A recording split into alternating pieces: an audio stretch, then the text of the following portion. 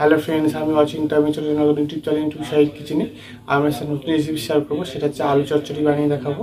সেটা বানাতে কী কী উপকরণ লাগে আসুন দেখাই। তার একটা কথা বলে দিই, আমার চ্যানেল রেসিপিটা ছাড়া আছে। আপনাদের যদি ভালো লেগে থাকে অবশ্যই লাইক কমেন্ট ও শেয়ার করবেন, বেশি বেশি করে শেয়ার করবেন। যদি আমার চ্যানেল নতুন হয়ে থাকেন তাহলে প্লিজ সাবস্ক্রাইব করে নিয়ে ভিডিওর নোটিফিকেশনটা অল করে দেবেন, যাতে আমার ভিডিও আপনার কাছে আগে পৌঁছে যায়। তাহলে চলুন আলু চচ্চড়ি বানাতে কী কী উপকরণ লাগে আসুন দেখাই।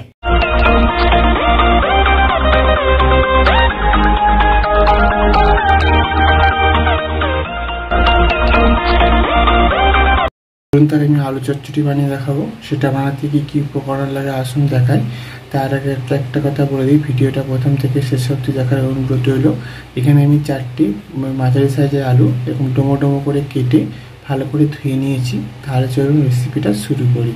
একটা বাটি নিয়ে নিয়েছি, আমি এটিতে আলু চচ্চড়িটা আজকে একবারে বসিয়ে দেবো। তো সেটা দেখুন আমি কীভাবে বানাই আজকে। তাহলে চলুন আলুগুলো বাটির মধ্যে দিয়ে দেবো।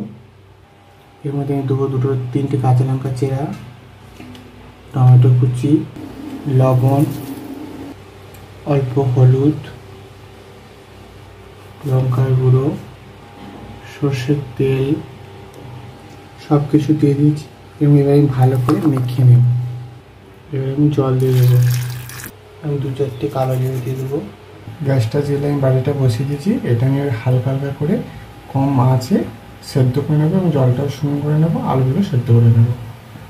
জলটাও শুকনো মরে গেছে, অনেকটা শুকনো হয়ে গেছে এবং আলুটাও সেদ্ধ হয়ে গেছে। তাহলে চলো আমি জল একটু হালকা আমি জল নামাবো। আপনারা চাইলে একটু জলটা কমাতেও পারেন। তার জন্য রেসিপিটা হয়ে গেছে, এটা আমি নামিয়ে নেব।